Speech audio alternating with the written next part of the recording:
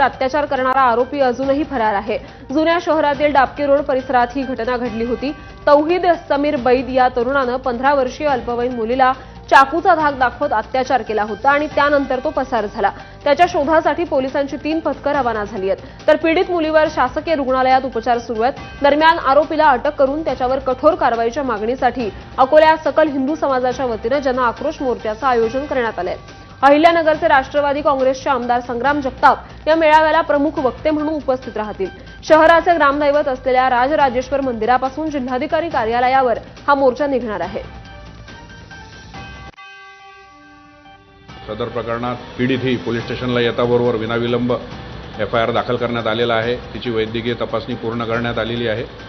सदर आरोपीचा शोध घेण्याकरिता पोलीस तपास पथके तयार करण्यात आले असून राज्यात व बाहेरील राज्यातही तपास पथक पाठवण्यात आलेले आहे। अकोल्यात ईदच्या मिरवणुकीत काही तरुणांनी औरंगजेबाच्या पोस्टरला दुग्धाभिषेक घातल्याचा आरोप होतोय। 9 सप्टेंबरला ही मिरवणूक निघाली होती। त्यामध्ये काही तरुणांनी तानाजी चित्रपटात औरंगजेबाचं पात्र साकारलेल्या अभिनेत्याच्या पोस्टरला दुधाने अभिषेक त्यांनी घातला।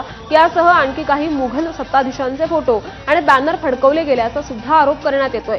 या तरुणांवर कायदेशीर कारवाई करण्यात यावी अशी मागणी हिंदू संघटनांनी केली आहे।